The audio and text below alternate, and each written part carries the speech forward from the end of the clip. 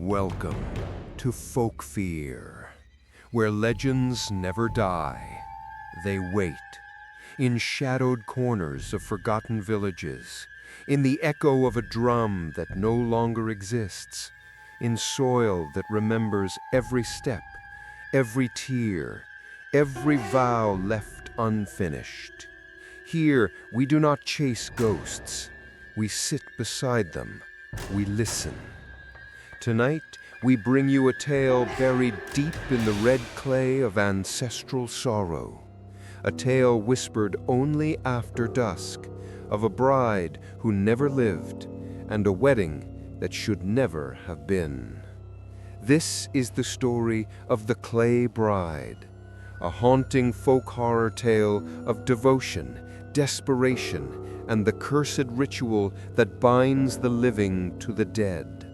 So light a single candle, close every window, and whatever you do, do not answer if someone knocks in red silk.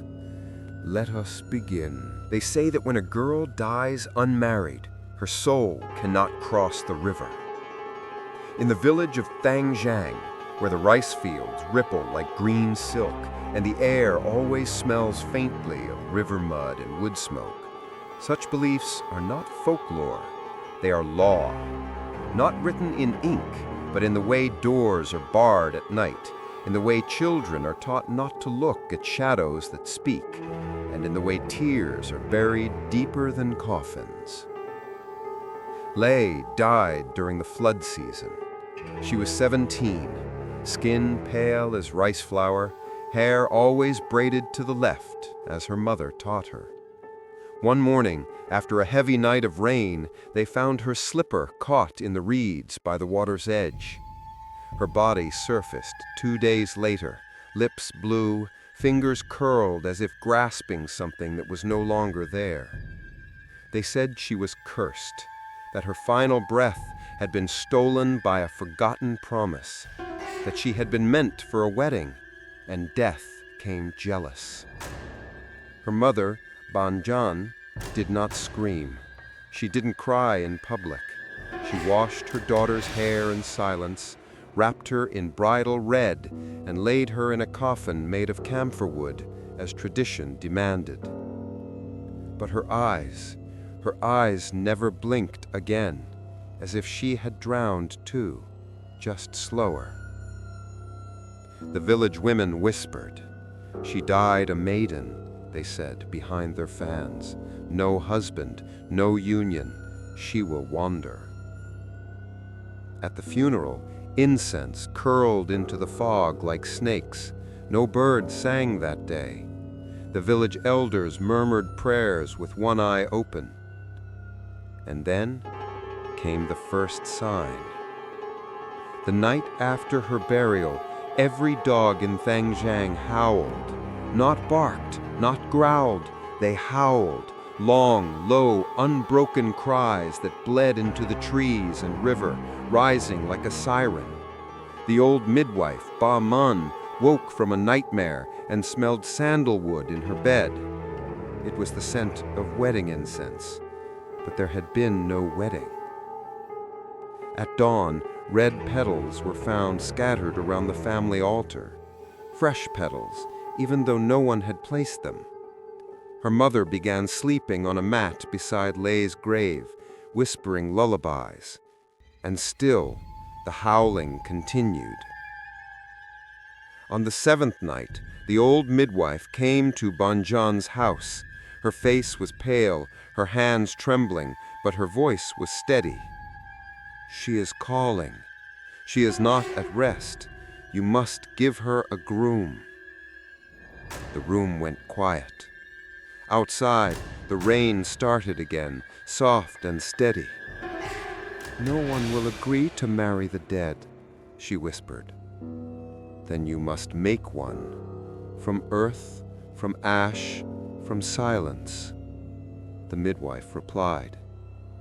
They sat in silence for a long time. The candles flickered, though no wind stirred. Finally, the mother spoke. Tell me what to do. The next morning, while the mist still clung to the rice stalks and the sun had yet to climb over the banyan trees, the two women walked to the edge of the oldest field. It was the place where clay ran deepest. Not just any clay. It was dark, wet, and cold, even in the dry season. The villagers called it Dat Jam Ning soil, spirit-touching soil. It was said to hold the memory of everything buried within it, even if no bones remained. There, with hands weathered by grief, Banjan dug. She did not dig like someone seeking to plant. She dug like someone searching for breath. Fingers raw, nails cracked, she clawed until the clay was soft enough to shape. And then, with the midwife's guidance, they began to mold her, the bride. Life-sized, hollow, beautiful in an unnatural way, eyes closed, lips pressed as if mid-vow, cheeks round and soft like Lay's had once been. Her fingers curled inward as if protecting something. When the body was shaped, they fetched the silk. It was the red bridal cloth meant for Lay's real wedding, now stained with tears. They wrapped it around the clay effigy, veiling its face, tying ribbons around its ankles. The final step was the heart. The midwife took a small pouch of grave earth, just a handful taken from Lay's resting place, and pressed it into the cavity of the bride's chest. "She must know where she belongs," she whispered. A rooster cried in the distance. And when they were done, they sat back and stared at what they had made. It looked like a statue. It looked like mourning. But as the mist lifted, a shadow crossed the figure's face. For just a moment, the midwife swore she saw breath leave its lips. She turned to speak, but Bajan was already lighting incense. For the rest of that day, the village kept quiet. Rumors spread like spores, soft, weightless, impossible to catch. "They made a bride," someone whispered. "A clay girl with the dead girl's soul." Children were kept indoors. Offerings of salt and rice were left at crossroads. Even the priest, usually slow to act, sent a messenger to the temple in the next province. Only the river moved freely, swelling in silence. That night, thunder rumbled somewhere far off, and in the house of mourning, a clay bride in red silk sat cross-legged beside the altar, her hollow chest filled with grave dust. And something else. Because after the candles were snuffed, after the mother had lain down to sleep at the foot of the altar, something stirred. A faint creaking, like dried silk stretching. A soft whisper, not of words, but of clay shifting. Then, silence again. Complete, cold, unending. In Thangjiang, they say the dead can be soothed if the living love them enough. But sometimes, love is not enough. Sometimes, the dead want more. And in the center of the house, veiled in red, the bride waited, not for sleep, not for peace, but for her groom. By morning, the mist had thickened around Tangjiang like a shroud. It clung to rooftops, slithered beneath doors, and pressed against windows as if peering inside. The clay bride remained seated beside the family altar, red silk veil untouched, but the room felt colder now, quiet in a way that made silence seem heavy. The midwife returned at dawn, holding bundles wrapped in banana leaves. Inside were herbs, dried lotus petals, and the remnants of old charms, items left over from past rituals, the kinds of things one only brings when tradition starts to fray. She must be bound properly, she told Banyan, or she will remain hungry. Hungry? The mother asked. The midwife nodded, not for food, for completion. That word lingered like incense. Together, the two women carried the clay bride back to the rice fields, this time to the northern edge, land long left fallow, where the soil cracked with memory. The villagers watched from behind closed doors. No one followed. No one dared. They laid the figure upon a straw mat beneath a leaning tamarind tree, the only witness to what came next. First, the body was unwrapped. The red silk was folded and set aside like a dowry chest, reverently. The clay was cool to the touch, smooth in places, rough in others, but too human in the way it bent with the slightest warmth. Then the midwife brought out a lacquer box. Inside were tools, small bone-handled chisels, a brush made from her grandmother's hair, and an old brass needle once used in temple restoration. She worked slowly, carving patterns into the clay bride's arms and legs, tiny spirals, old script, ancient blessings meant to hold wandering souls in place. Each mark was a tether, each curve a cage. She mustn't forget who she is, the midwife whispered. Into the lines she rubbed powdered ash, scraped from the incense bowls of 3 different shrines. It stained the markings black, giving the clay a veined, marbled look. When sunlight hit her skin, it shimmered like wet stone. But the heart, that was the most delicate part. They reopened the hollow in her chest, and the midwife removed the previous offering. She replaced it with something more potent, soil from Leigh's grave, mixed now with strands of her hair, a sliver of fingernail, and a dried petal from the lotus bloom placed on her coffin. Then came the key, 3 drops of blood, one from the mother, one from the midwife, and one from a white hen freshly sacrificed, its eyes still open, its wings still twitching. When the heart was sealed again, the clay bride was wrapped in red anew. The silk veil was placed back over her face. But this time, she was not returned to the altar. She was buried. They dug a pit beneath the tamarind tree, 4 feet deep, lined with reeds and joss paper. Into this bed they lowered the bride. She did not crumble. She did not resist. The earth welcomed her like it recognized her weight. A wedding, after all, is a kind of burial too. They covered her gently, chanting lullabies instead of sutras, offering bowls of sticky rice and sugar water at each corner. No headstone, no marker, just a single red ribbon tied around the trunk of the tree. She will sleep, the midwife said, until he comes. Banyan did not ask who he was. She already knew. That night, the air in Tangjiang shifted. It wasn't the kind of change you could see. It was something your bones felt first, an ache, a hollowness, as if space itself had widened and something unseen had slipped in. Dogs did not howl, they whimpered. Candles burned with blue tips. The river flowed slower, as if reluctant. In her sleep, the mother dreamed of a wedding pavilion under a canopy of bones. Her daughter stood there, veiled in red, hands held by someone faceless. The groom's robe was woven of ash. When he turned, he had no eyes, only sockets filled with rushing water.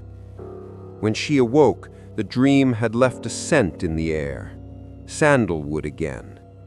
And outside, someone had untied the red ribbon from the tamarind tree.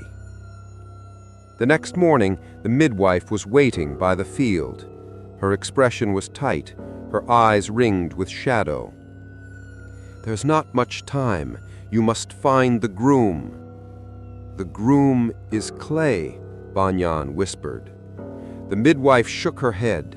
The groom is not yet made. There is a belief in folk ritual, rarely spoken aloud, even among elders, that when a soul cannot find rest, it must be married. The dead must not be alone, especially not the young. And when no living man will marry the dead, there is another way. The making of a husband, a spirit husband, a match carved from silence and shadow. But to make such a groom, you must first find a name. And names, true names, are always paid in pain.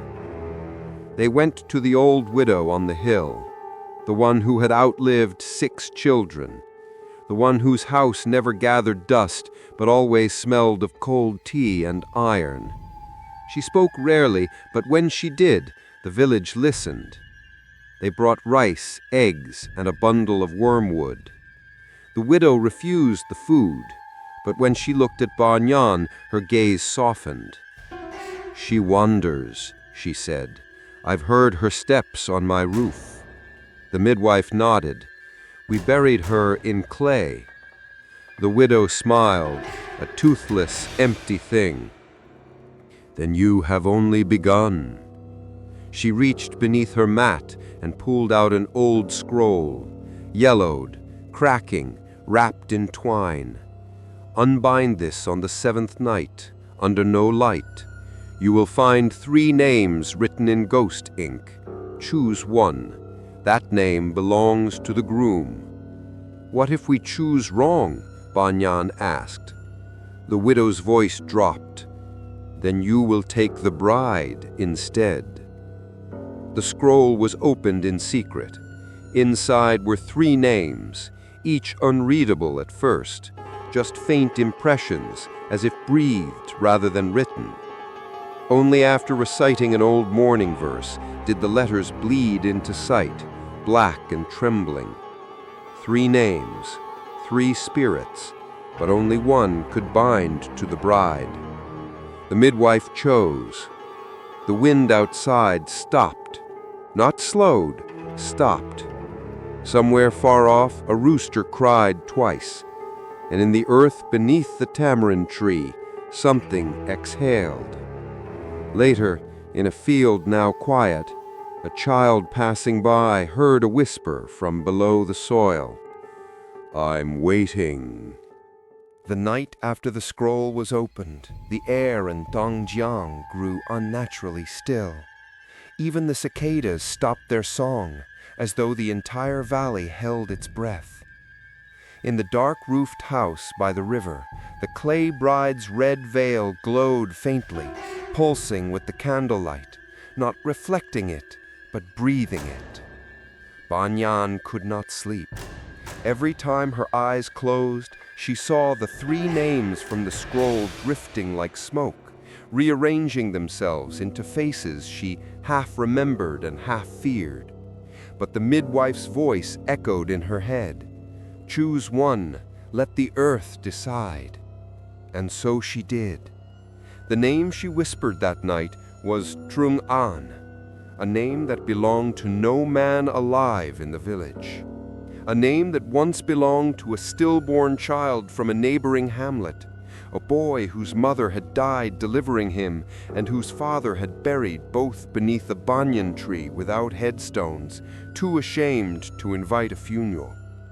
That was 40 years ago, but in Danjiang, time does not heal, it waits.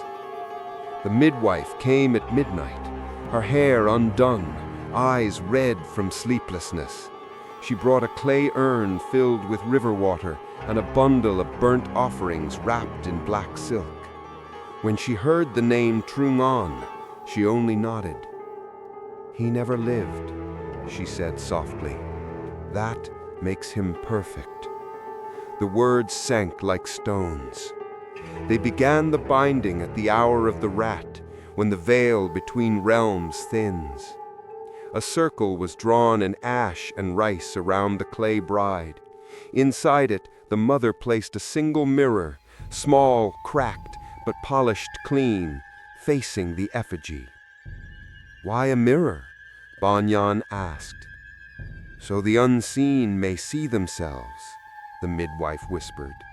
"Every soul needs a reflection, even if it's borrowed." She then mixed the river water with the ash from 3 funeral incense sticks and brushed it over the clay bride's hands, her face, her sealed heart. The smell was sharp, metallic, and old. From the urn, the midwife took out a tiny clay figurine, smaller than a hand, roughly shaped, its features erased by years of dampness. The forgotten idol of Trung-an. "This," she said, placing it beside the bride, "will be his vessel." At first nothing happened. The candles flickered, wax hissed, but then the mirror trembled. It began as a single shiver, then a ripple, like breath fogging glass. The midwife held out her hand to steady it, but the reflection inside was no longer theirs. 2 figures stood there, a bride in red, and beside her a man made of shadow, his face unfinished, his eyes hollow like tunnels through stone. The mother gasped. The midwife did not move. "Speak his name," she said. "Trung-an." The reflection nodded. Then the mirror cracked. The sound did not echo. It bloomed, soft, low, like a pulse inside their bones. The clay bride's fingers moved, slowly at first, then with the faintest tremor, as if testing the air. Her head tilted, veil brushing against her shoulder. Beneath it, the curve of a mouth, sculpted days ago, seemed deeper now, almost alive. The midwife began to chant, her voice breaking. The old widow's words spilled from her lips. "May dust remember dust, may name remember name, may breath find the one it was promised." The last candle went out. In the darkness that followed there was sound, not a scream, not a whisper, but the soft clicking of wet clay shifting. A faint scent of lotus filled the air, sweet and rotting at once.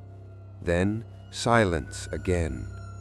When the mother lit a new candle, the smaller clay figurine was gone. In its place lay a damp handprint pressed against the altar floor, too large to belong to any living man. The midwife's face drained of color. "It is done," she said. "He has come." But the coming days brought no peace. At dawn, the neighbors began to hear voices near the tamarind tree, laughter that came from no direction, footsteps that left no prints.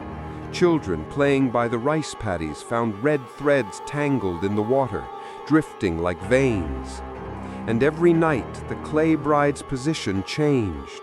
Once she sat cross-legged, then kneeling, then with her head turned toward the window, veil slightly lifted, as though watching the road. Banyan stopped entering the room after sunset. She left offerings of rice wine and paper figurines outside the door, whispering, "Eat, my child, rest." But rest was not what the bride sought. One night, a traveler passing through Dangjiang sought shelter at the village inn. He was a merchant, weary from the flooded roads. He spoke of hearing singing near the river, a woman's voice, soft, distant, and heartbreakingly sweet.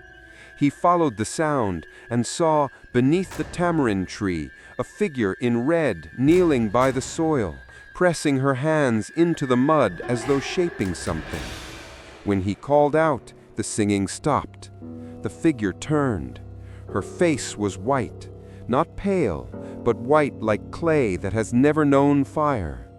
The merchant ran. By morning, his footprints were found circling the tamarind tree 3 times, then vanishing into the field. He was never seen again. Inside the house, the mother's health began to fail. She ate little, slept less. Sometimes she spoke to someone no one else could see, her voice gentle, almost maternal. "Don't stand there, An. Come closer, let me look at you." The midwife warned her to stop. "You feed him with your grief. The more you love her, the more he will stay. But how do you stop loving the dead?" Every night she heard footsteps on the roof, like rain that never reached the ground, and always the same dream. Her daughter in red standing beside a man of shadow, their hands clasped, their eyes empty. By the 7th day, the tamarind tree began to rot from the inside. Its bark oozed sap the color of blood. Flies gathered in clusters around the base. And one morning, the red ribbon that once marked the bride's burial place was found tied around the door of Banyan's house, tight, deliberate, as if sealing her inside. At sunset, the midwife came once more. She brought holy salt, joss paper, and a small iron bell.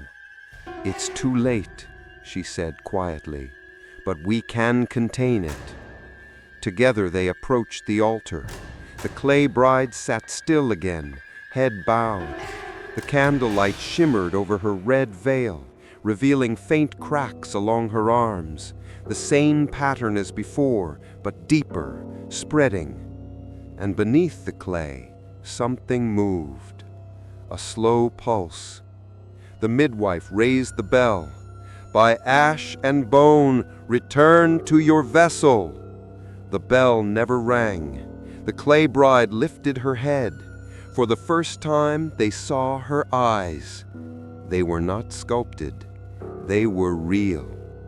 The candle burst, spraying wax across the room. The mother screamed and fell to her knees, clutching her chest. The midwife dragged her away, chanting prayers that dissolved into sobs. By dawn, the house was empty. Only the altar remained, and the bride sitting before it, her hands resting on her lap, her face serene. In her clay palms lay something small, a lump of dried earth shaped like a heart, and pressed beside it, faint but clear, was a second handprint, larger than hers. That was how the villagers knew. The groom had come, but he was never born, and the bride, she was no longer clay. Dawn crept into Thongjiang not as light, but as smoke. Gray mist coiled above the paddies, rising from the wet earth like sighs of the buried. Inside Banyan's house, the smell of sandalwood still lingered, sweet, sickly, unending. The villagers walked past quickly now. None dared glance toward the window, where the red veil swayed in wind that wasn't there. The midwife, Ba Moon, had not slept since the night the bride opened her eyes. She kept hearing the sound of cracking clay behind her, even when alone. Each time she looked, there was nothing, only dust, fine and gray, gathering in a circle near her door like footprints turned to ash. She knew what it meant. A union had formed, but the rite was unfinished. At twilight, she returned to Banyang's home.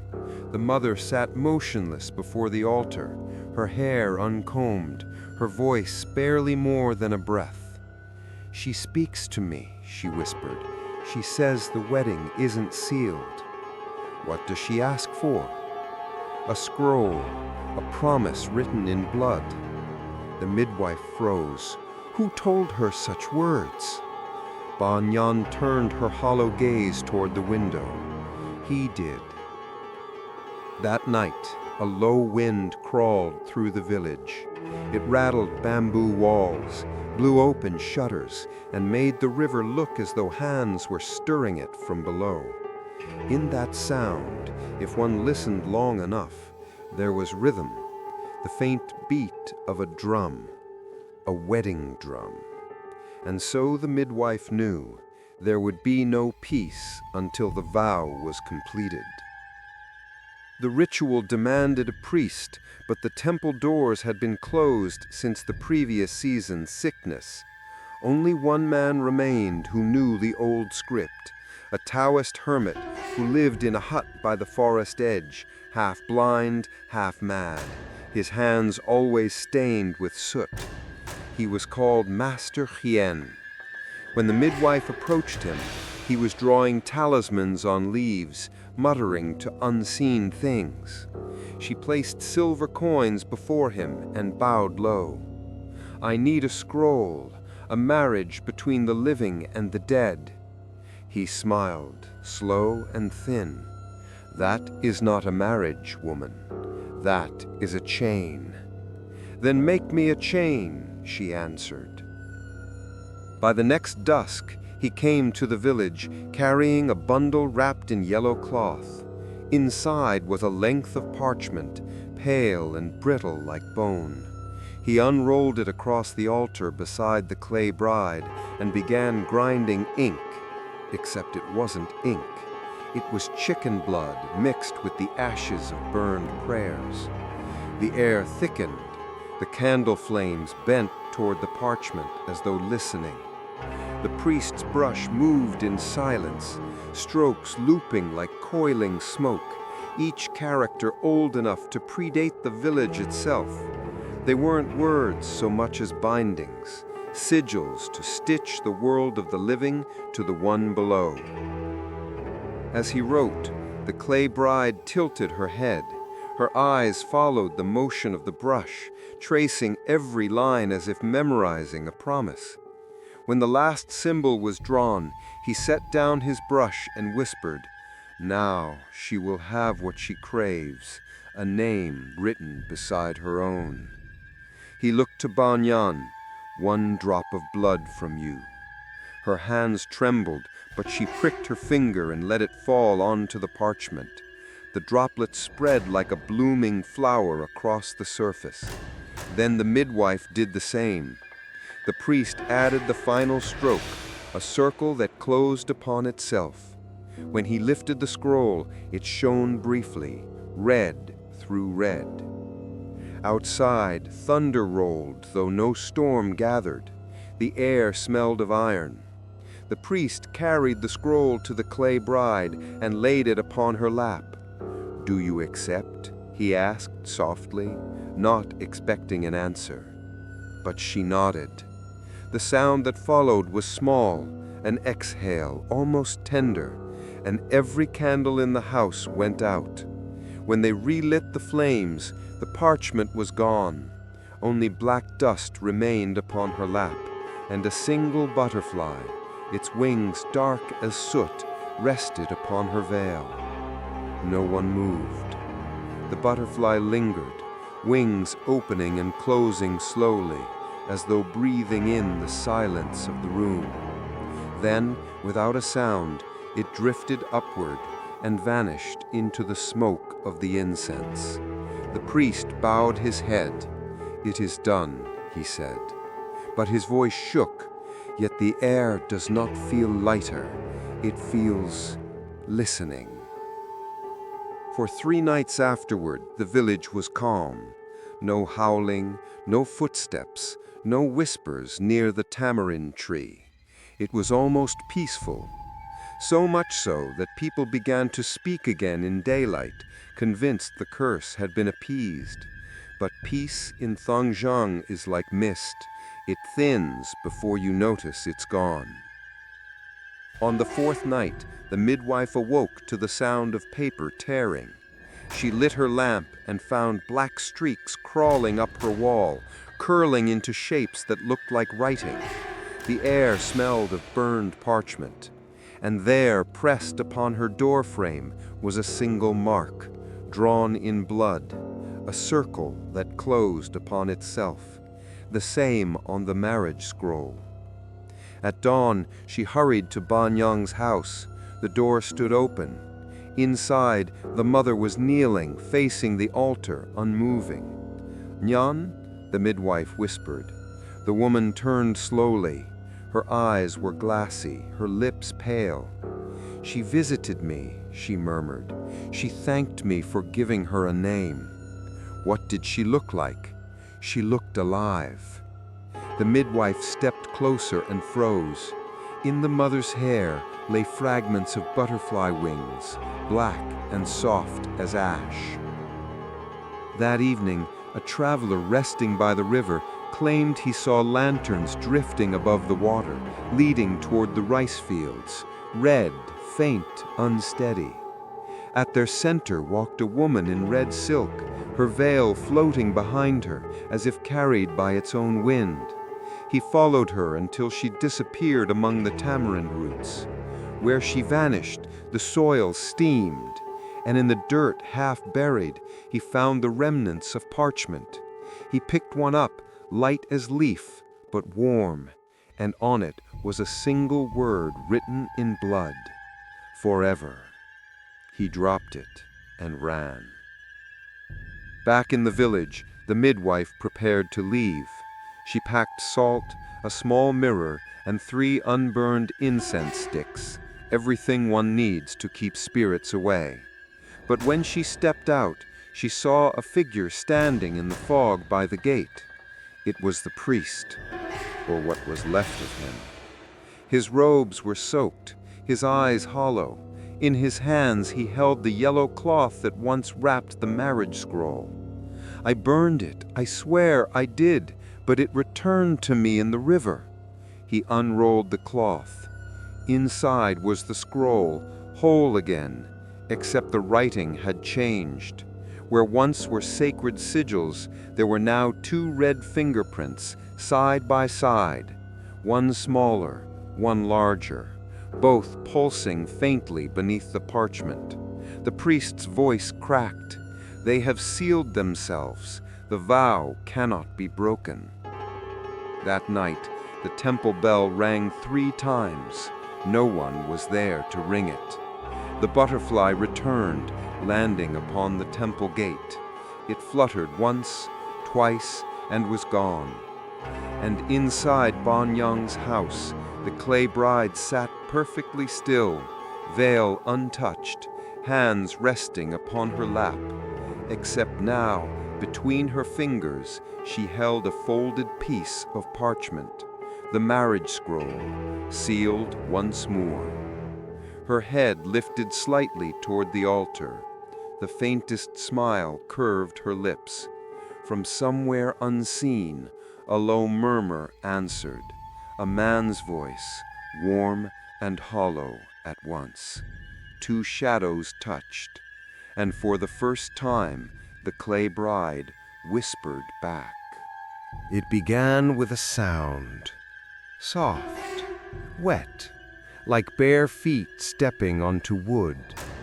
In the quiet hours of early morning, when the mist still clung to rooftops and the river yawned beneath a violet sky, Bon Yan heard it. A gentle creak of the floorboard just outside her sleeping mat, then another. She did not move. She had learned in recent nights that movement invited attention. The sound circled her once, then faded into the silence. When she finally rose at dawn, she found small prints left behind, barefoot, narrow, dainty. But they were not her own. The toes were too long, the soles too flat, and they glistened faintly with moisture, though no one had walked through water. She followed them. They led to the altar. The clay bride sat motionless, her red veil still drawn, her head bowed like always. But her hands had changed position. The right now rested gently upon her knee, as though relaxed. The left was lifted slightly, palm up, inviting. By noon, word had spread across the village like smoke over a damp field. The clay bride had moved. Some claimed it was the mother rearranging the effigy to comfort herself. Others believed the midwife had returned and performed another secret rite. But the midwife had not returned, and the mother had not touched the statue since the scroll had vanished into ash. Still, the whispers grew. By nightfall, villagers reported strange noises again. Wooden creaks where no one walked, doors swinging softly open without wind, incense sticks burning out too fast. And the tamarind tree, the tree had begun to bleed. A thick sap, red and slow, oozed from a crack that hadn't been there the day before. Children were told to stay indoors. Elders began marking their doors with circles of rice. And the dogs no longer howled. They simply watched the house where the bride sat and waited. That evening, Lang, the younger brother of Lê, awoke to the sound of humming. It was a melody he hadn't heard in years, a lullaby their mother used to sing, one she had stopped singing after the funeral. But the voice was not their mother's. It was softer, higher, a little cracked, as though coming from lips not fully formed. He crept toward the main room, careful not to wake the sleeping mat beside him.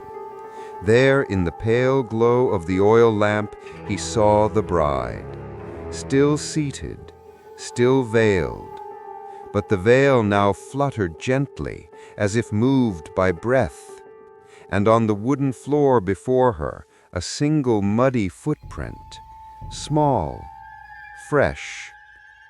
Lang reached out. He was only 12, old enough to know fear, but young enough to ignore it. His fingers brushed the hem of her silk robe. It was damp. He blinked. The humming stopped. A pause. Then the head of the clay bride turned slightly in his direction, just enough to show the suggestion of a jawline beneath the veil. Lang ran. He did not speak of it until morning. The next day they found the trail. Footprints again, this time not just in the house, but outside, through the garden, along the narrow stone path that led to the river. Each print was spaced perfectly apart, as if someone had walked slowly, deliberately. But there were no return prints, only one direction, toward the water. The mother wept. "She's looking for him," she said. "She's searching for the groom." The villagers said nothing. Some wanted the effigy destroyed. Others whispered about salt and fire. But no one dared act. They remembered the priest. They remembered the scroll that wouldn't burn. They remembered the butterfly. That evening, the oil lamp refused to light. No matter how many matches Banyan struck, the flame would not stay. The wick hissed, then died, as though the air itself rejected light. She sat beside her daughter in the darkness, whispering old stories into the stillness. "I used to brush your hair every morning, remember? You always liked the blue comb, the one your father carved." The bride did not answer, but she could hear it, the faint shift of clay upon wood, a slight lean, a subtle crack, and a single drop of moisture landed on her hand. She did not flinch. "Are you crying?" she whispered. The bride said nothing, but outside, the wind carried the sound of 2 footsteps, then a pause, 2 more, then stillness. Something was walking, not toward them, but with them. Later that night, the midwife returned. She looked thinner, her eyes sunken, her hands trembling with unseen cold. "She dreamed of her. She came to me, wearing her veil, walking through the rice, but she wasn't alone." "She never was," the mother said. "No," the midwife whispered. "She was holding his hand." The room fell silent. Then the midwife pulled something from her pouch, a reed flute, old and cracked, its surface stained dark. "I found this on my doorstep this morning. It's not mine." "It belonged to the groom," the mother said. "His family used to play flute at funerals." They stared at the instrument. Then they lit a single stick of incense and placed it in a bowl beside the flute. The smoke curled upward. For the first time in days, it rose straight and clean. But the peace didn't last. At dawn, the villagers found another set of prints, these larger, wider, more deliberate, side by side with the first set. 2 paths now, one small, one male, both leading into the mist, toward the fields, toward the tamarind tree. And that morning, a fisherman who wandered too far from the riverbank claimed he saw something strange in the early light. 2 figures, a bride in red, a groom in gray, standing ankle-deep in the flooded paddy, unmoving. When he looked again, they were gone. Only the water rippled in perfect circles, 2 sets, like rings. Inside the house, the clay bride sat as always, but her head was tilted to the right now, and the mirror once placed before her had cracked clean down the middle. In the reflection, only one figure appeared, but the shadow behind her leaned closer. By the 7th morning, the clay began to crack. It started with the fingertips, thin hairline fractures running across the bride's knuckles like veins under pale skin. At first, they were barely visible, soft, silvery lines that caught the light only at certain angles. But with each hour, the lines deepened, spread, multiplied. By noon, her forearms were marbled in spiderweb fractures. The villagers noticed. They said nothing aloud, but they avoided her house again. Even the bravest ones, the boys who once dared each other to run past the gate, no longer approached. They walked wider circles around the home, feet quiet, eyes down, pretending they didn't hear the faint sounds of tapping from behind the clay walls. Only the midwife stayed. She examined the effigy in silence. Her hands, once steady from years of guiding life and death alike, now trembled as she traced the deepest of the fractures. The clay was not drying. It was shifting. "I didn't sculpt her this way," she said quietly. "She's not yours anymore," Banyant replied. She sat nearby, holding a bowl of lotus seed soup, untouched, growing cold in her lap. Her gaze never left the figure. "She has been touched by something that doesn't want her to stay clay." The midwife didn't answer, because she had seen it too. At dawn, she had returned to the house to find a small clump of green moss nestled beneath the bride's neck, moist, fragrant, alive. Moss growing from fired clay. Impossible, and yet it was there, soft to the touch, fresh as if born from a damp forest floor. Something was growing inside her. That evening, the cracking worsened. The bride's arms bore deep grooves now, and her legs, once firm and smooth, showed jagged lines reaching toward her hips. But she did not crumble. No clay flaked, no pieces fell. It was as if the figure was being opened, not broken, widened so something inside could breathe. And the house began to rot. Mildew bloomed along the rafters, thick and fast. Paint peeled from door frames. The altar cloth, once crisp red, dulled to maroon overnight. Bowls of rice soured within hours. Joss sticks would not stay lit. Mirrors clouded.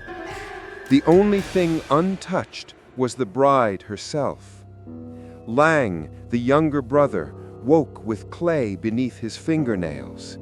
He hadn't touched her, he swore it, but the grains were there, fine and gray, packed beneath his nails, as if he had clawed at wet soil in his sleep. His mother wiped his hands gently with salted cloth and burned wormwood at his feet. "She's curious about you," she whispered. "She misses having a brother." The boy said nothing, but his eyes had changed. He no longer feared the bride. He pitied her. That night, a dog disappeared, the first in over a month. The animal belonged to the priest, the same man who had written the scroll that vanished into ash. He had been keeping the dog chained near the edge of the village, surrounded by talismans and salt circles, a precaution, he claimed. He woke to silence. The chain was snapped, the salt blown aside, the talismans all soaked, their ink bled away as if licked by tongues of mist. They found what was left of the dog near the tamarind tree.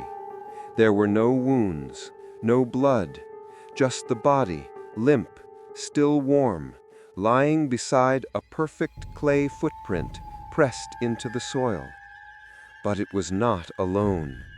Beside it was another print, larger, deeper, pressed over it like one shadow devouring another.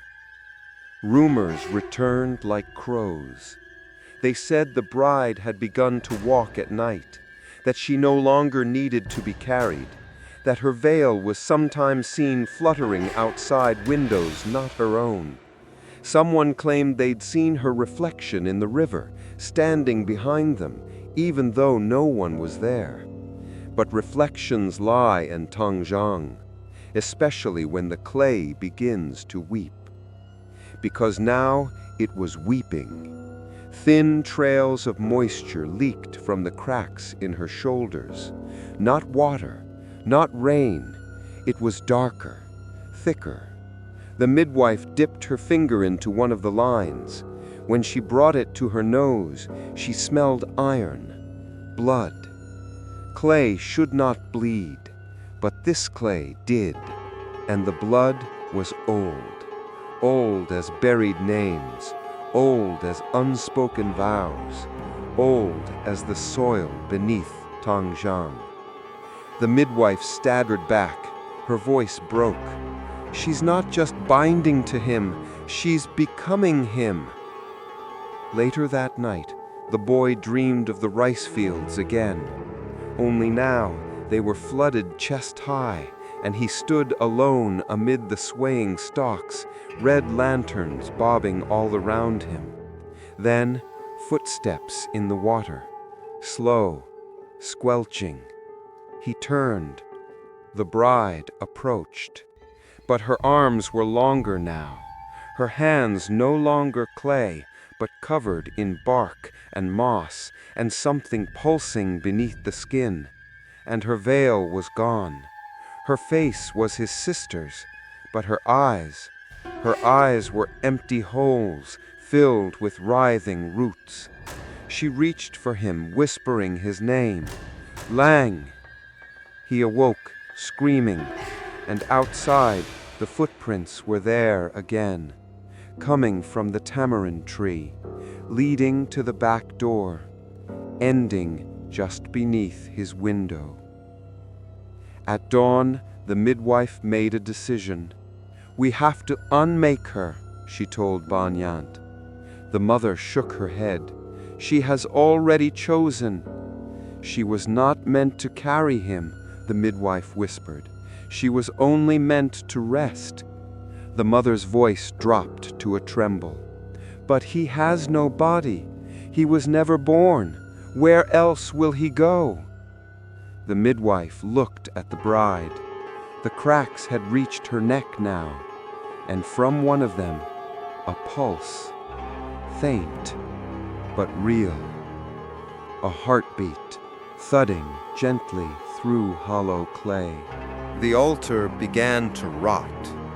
It started with the fruit, bananas blackening within the hour, oranges splitting with white mold, rice turning to crawling dust even before the incense sticks could burn halfway down. The villagers tried to explain it away. Humidity, perhaps, a sickness in the crops. But they didn't believe their own words, because the rot never touched anything outside that house.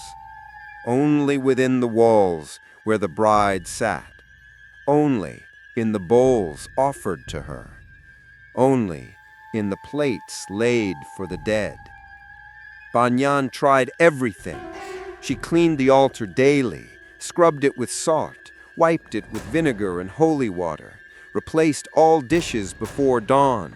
Still, the rot returned. It crept beneath the bowls like worms in warm soil. It bloomed from within sealed jugs. One night, a chicken offered in prayer grew cold, then bloated, then burst, its feathers scattering across the altar as if thrown by invisible hands. The bride didn't move, but she watched. Her veil was never lifted, but her presence pulsed louder now, an invisible weight that pressed into the air. The boy, Lun, said it best. When I walk past her, it feels like I'm not the only one in my body. On the 8th night since the scroll was sealed, the midwife returned. Her face was gaunt, her eyes hollowed by sleep lost to nightmares.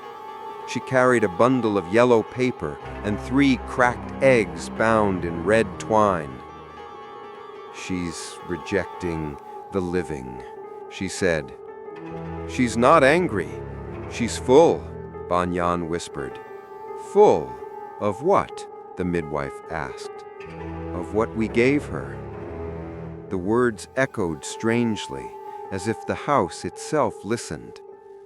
The midwife attempted a cleansing ritual. She traced protective runes around the perimeter of the house using salt and ash. She boiled bitter leaves and scattered them into each corner. She burned 7 sticks of white incense, chanting the names of the bride's ancestors, hoping to awake whatever remained of their memory. But the moment the 7th stick burned out, the room went cold, and the 8th, a backup, lit in panic, refused to light. Instead, the air filled with a new smell. Decay, sweet and foul, like lotus drowning in stagnant water. Then the dreams began to spread. Not just the boy, not just the mother, the villagers too. The old woman who lived near the banyan tree said she dreamt of walking into her kitchen to find a red veil hanging from the rafters, swaying as if someone had just left. A fisherman claimed he saw a wedding procession in his sleep, dozens of faceless figures in soaked red garments, each holding lanterns filled with river water instead of flame. And always, always the same sound. One drum beat, low, final, like the sealing of a tomb. Master Hien, the hermit priest who once wrote the scroll, returned to the village uninvited.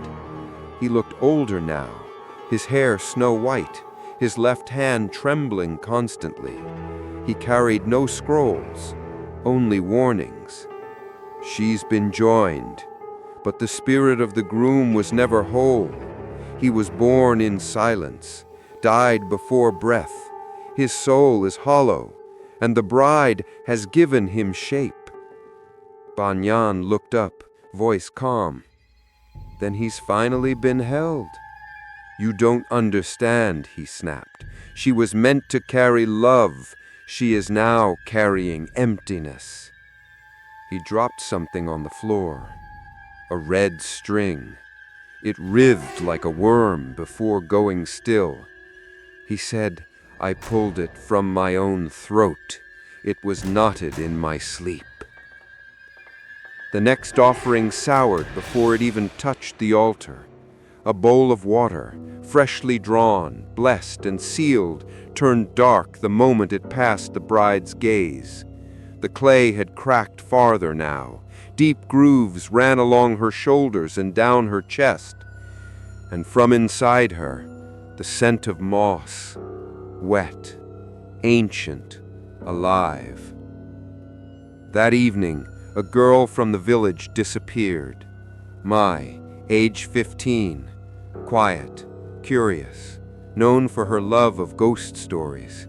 She had wandered toward the tamarind tree near dusk, holding a paper lantern and a notebook filled with poems.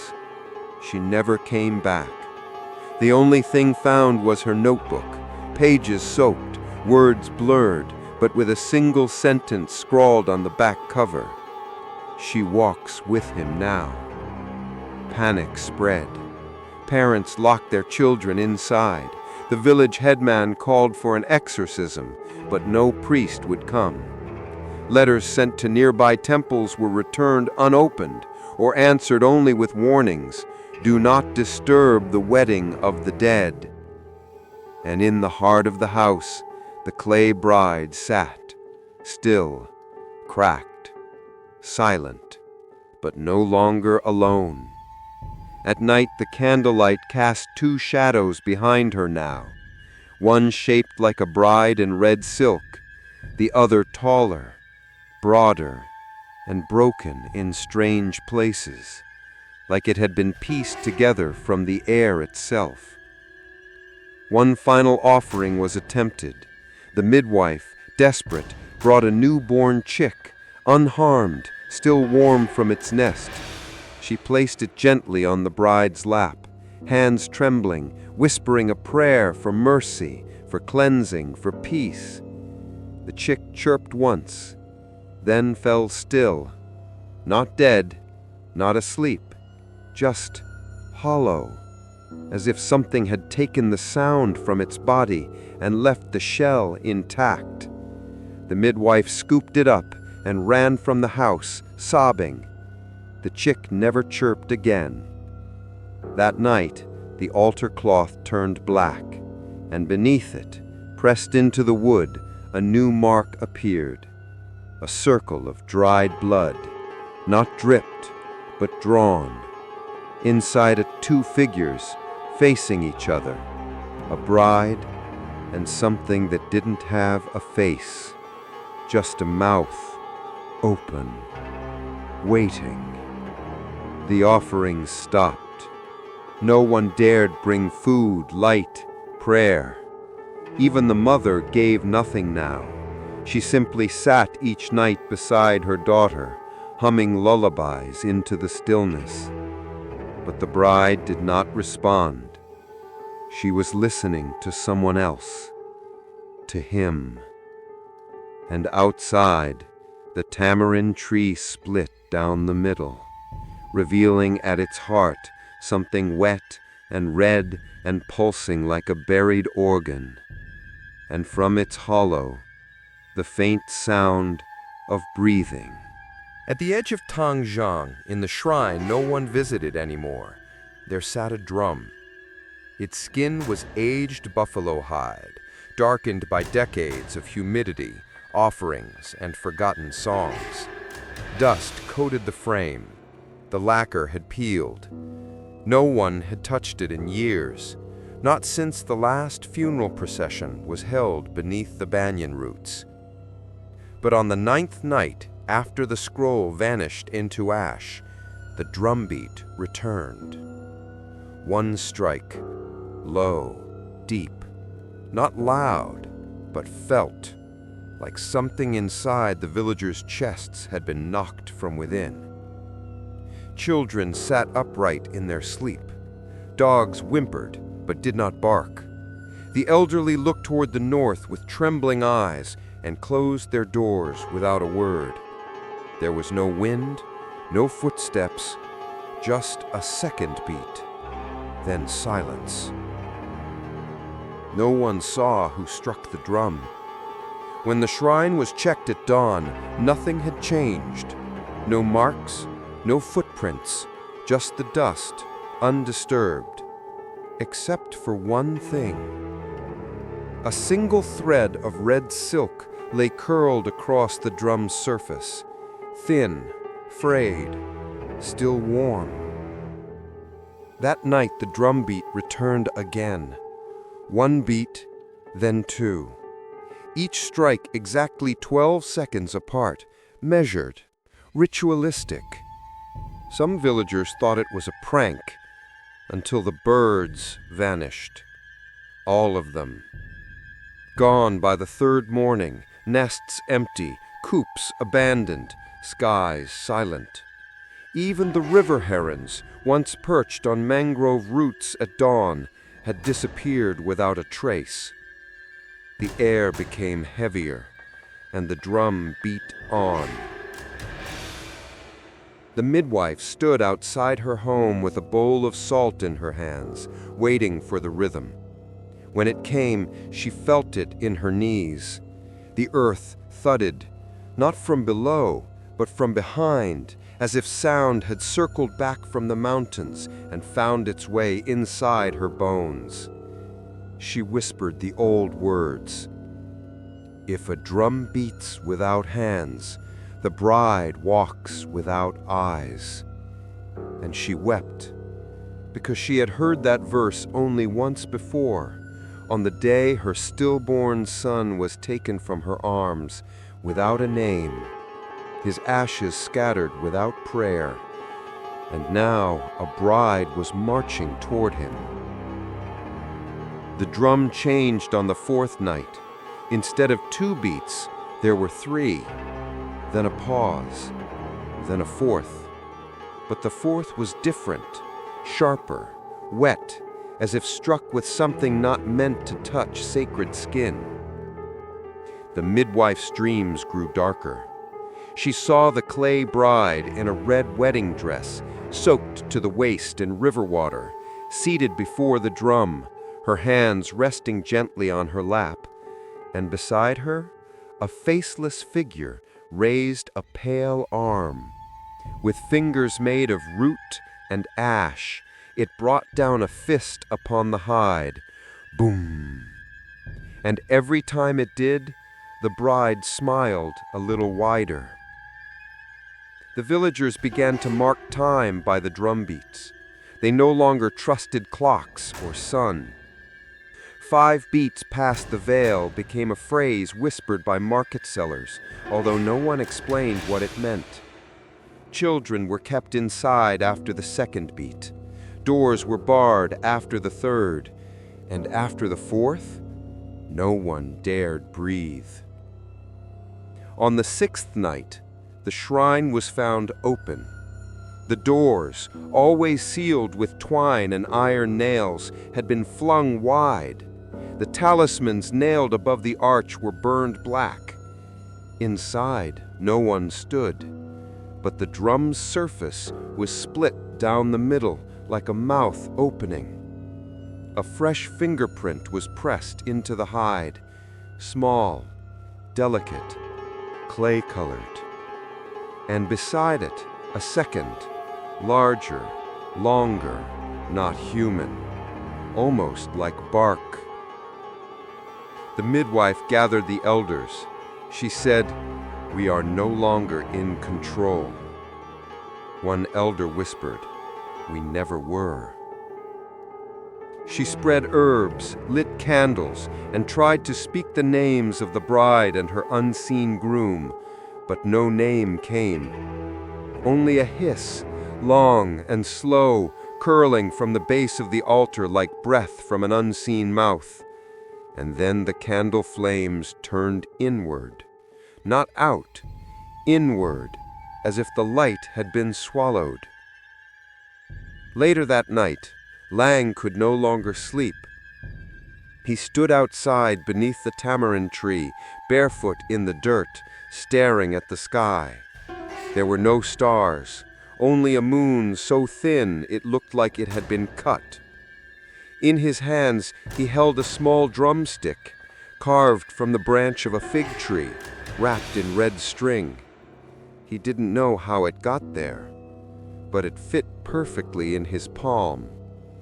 And when he struck it against his thigh, he heard it, a beat, the same rhythm from the shrine, from inside the clay, from beneath the soil. The bride was no longer seated.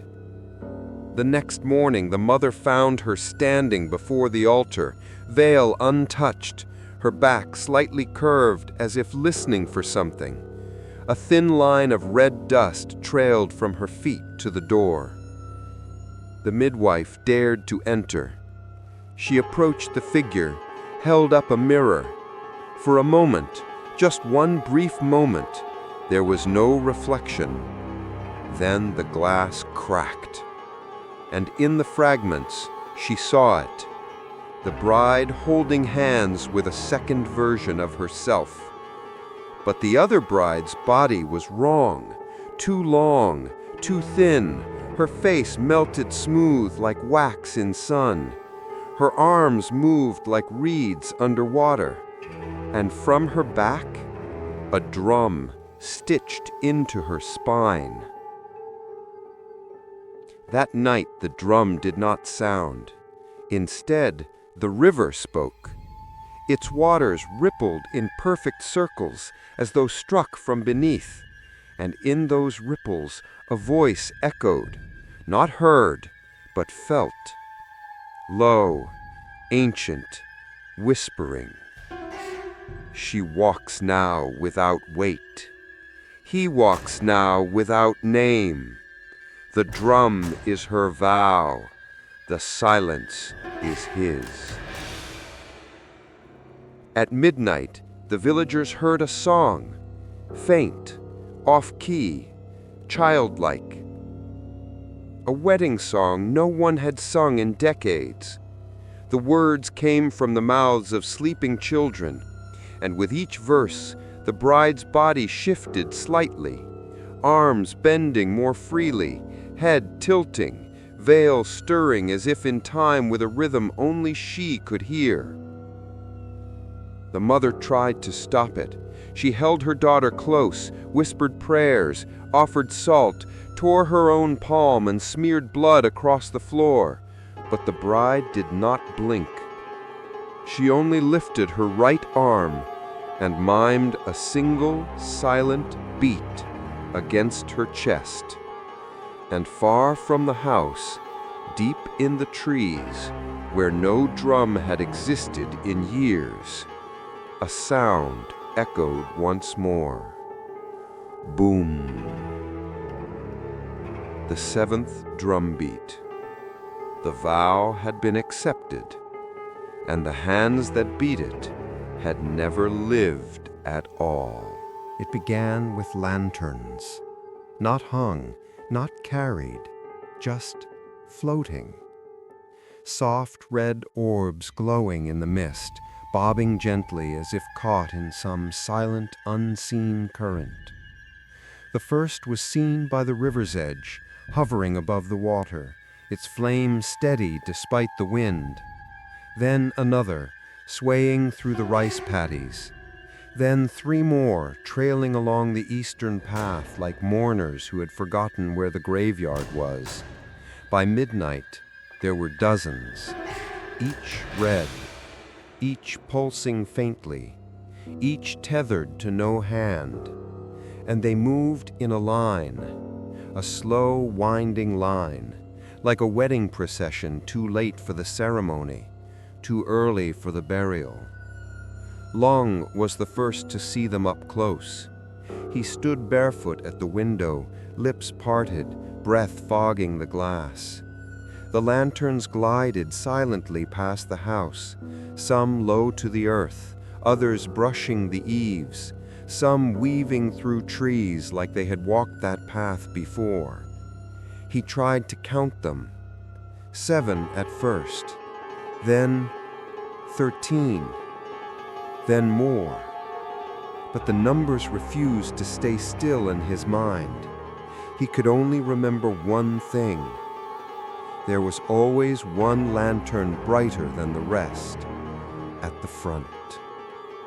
And beneath it, walking slowly in a gown soaked with dew and river mist, was the bride. The mother did not speak that night. She sat at the foot of the altar, her palms open, her voice lost. Beside her, the clay bride stood unmoving. But she was no longer cracked. The fractures had filled themselves, smooth lines now hardened with something darker than clay. Moss no longer grew from her joints. Instead, red fibers now threaded beneath her skin like veins sculpted in bloodied silk.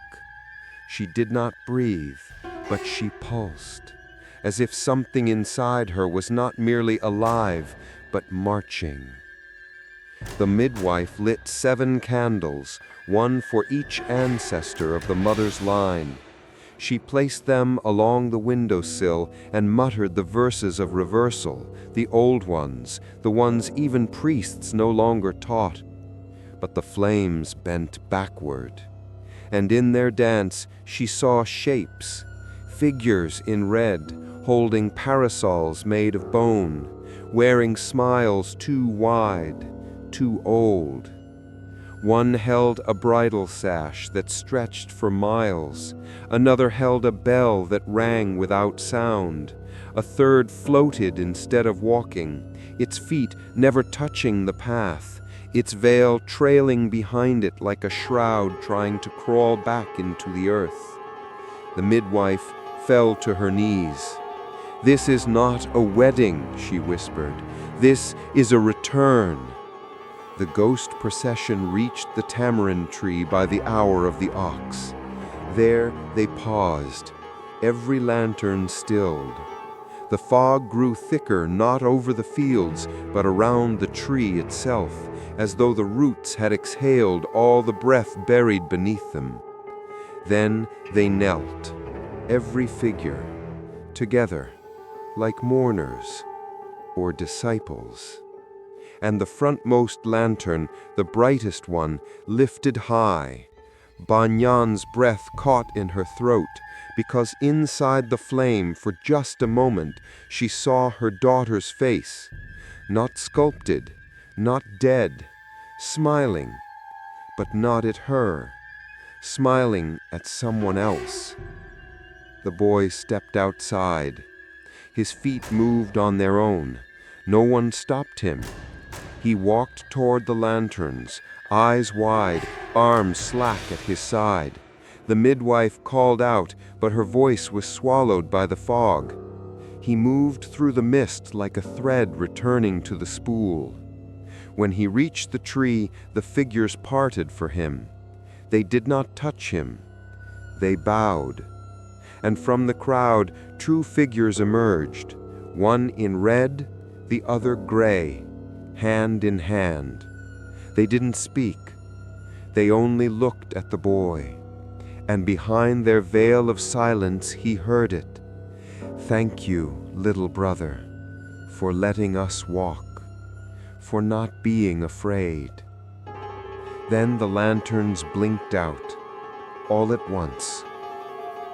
The villagers awoke the next morning to petals, thousands of them, red and pale yellow, scattered across the rice fields, the river's edge, even on rooftops. But they were not fresh. They were dried, crumbling, as if they had been buried long ago and carried back on breathless wind.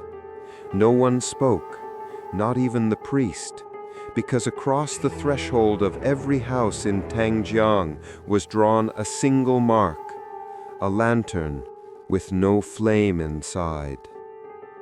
But it was not over.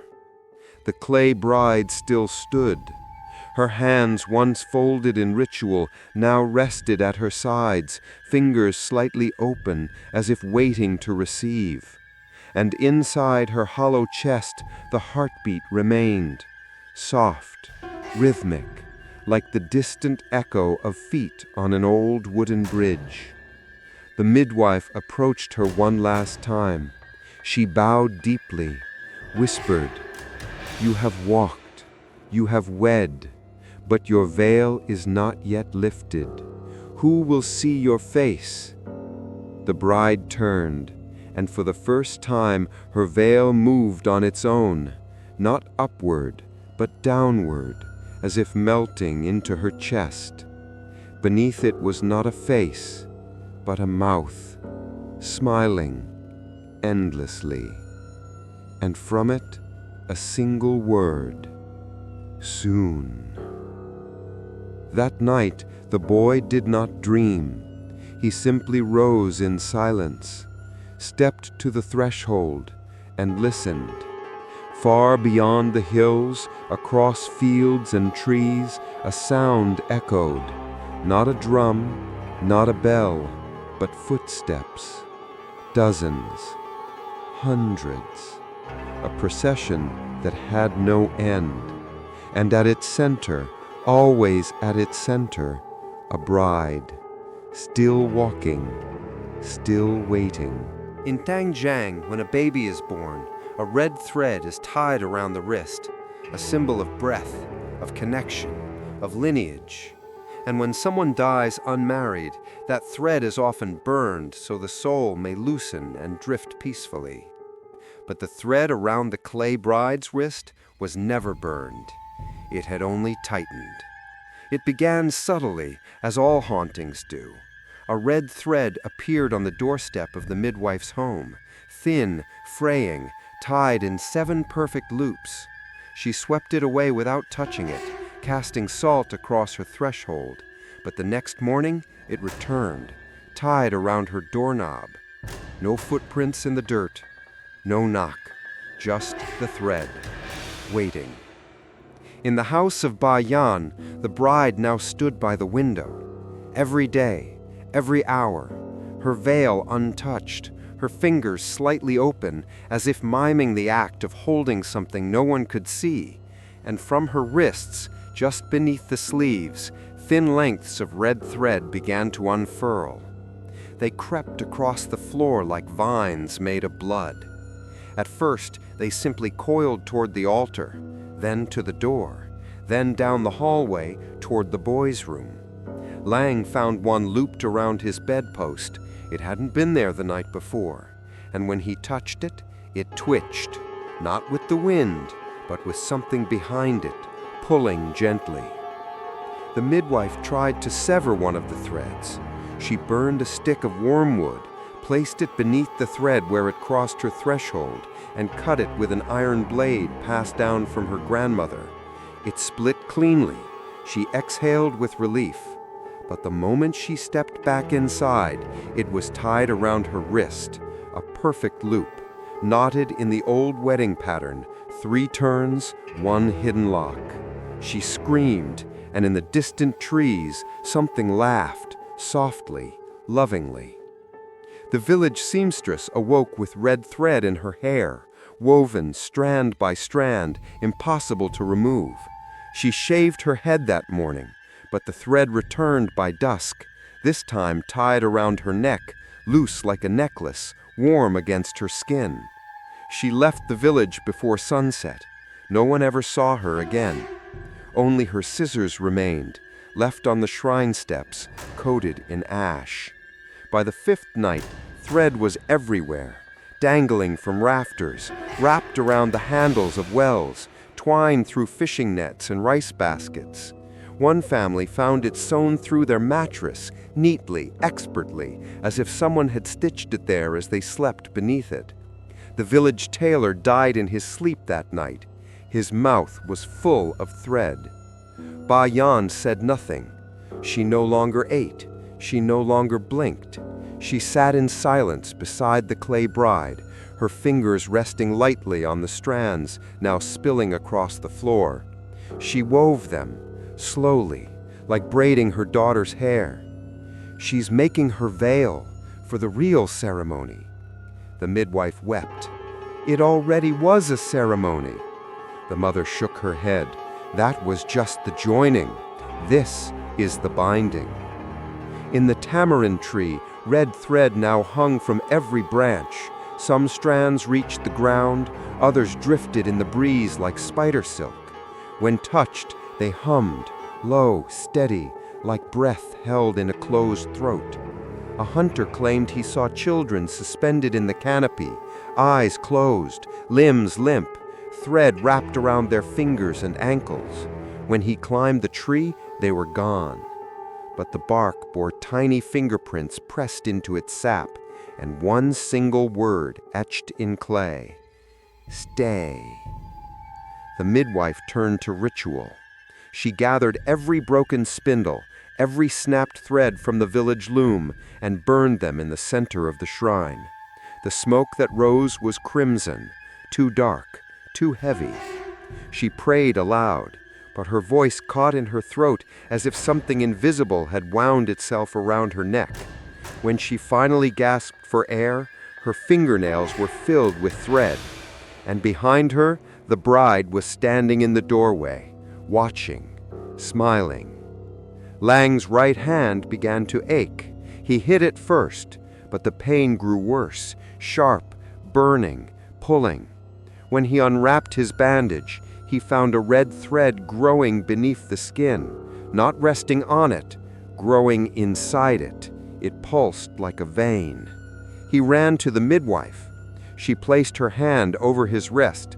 Her mouth opened to speak, but instead a thread slipped out from between her lips. She did not speak again for days. The bride moved again. Now she stood in the center of the room. Every night, every hour, her thread poured from her sleeves like bleeding silk. It wound around the table legs, the chairs, the window bars, and when the wind blew through the house, it sang. Not music, but voices, whispers of the dead. The groom's name, never spoken, began to surface, once in the breath of a dying elder, once in the whimper of a sleeping child, once etched into a bowl of rice left too long at the altar, where maggots now formed the letters. The village held a final vote. They would cut the thread at its source, destroy the bride, burn the clay, silence the vow. The midwife tried to protest, but she could no longer speak, only weep. And behind her, red thread seeped from the walls of her home, curling into words only the wind could read. She is not yours anymore. She is his. That night, 3 men entered the house with knives and oil. They did not return. In the morning, the thread was gone. Everywhere. No strands, no coils, just silence. And the clay bride was seated once more, hands folded, head bowed, her body still, but her veil now reached the floor, made entirely of thread, braided, knotted, woven with hair. And at the base of the veil, something new, a ring, not gold, not bone, but a perfect circle of clay, still wet, still beating. They had called him Trung An, a name chosen from ash and scroll, spoken beneath moonlight and sealed in blood. A name borrowed from a dead child who had never drawn a breath, whose body was never warmed by prayer. But that was not his real name. It never had been. Because names are promises, and the thing inside the clay had never made one. The midwife knew first. She woke with blood in her mouth, thick, warm, pooling at the back of her tongue like something returned. She staggered from her mat and stumbled into the yard, coughing, gasping, until she retched onto the grass. What fell wasn't blood. It was thread, red, knotted in the shape of a word. She tried to speak it, but her voice snapped, as if something inside her had been unwoven. The boy, Lunge, began to see him more clearly now.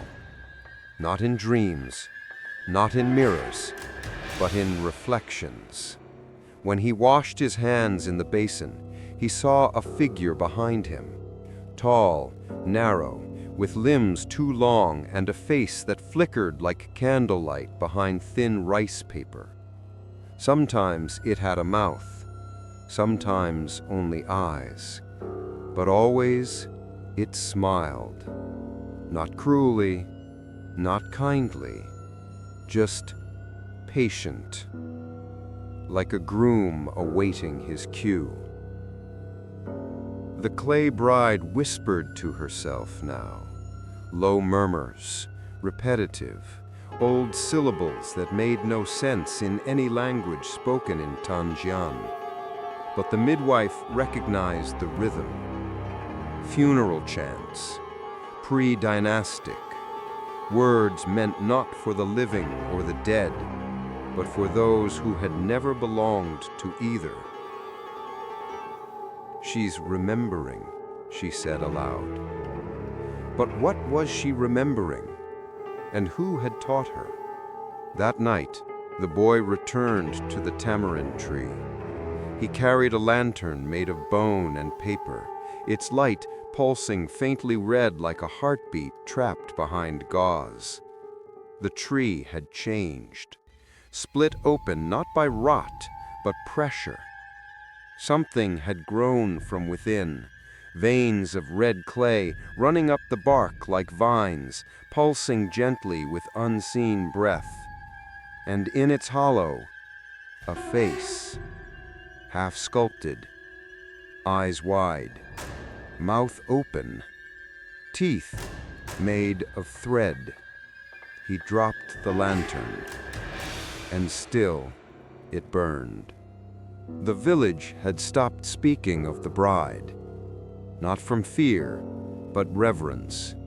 She had become something else, not clay, not ghost, not girl. She was the veil, the mouth between worlds, the space where a name had once waited and was now being written.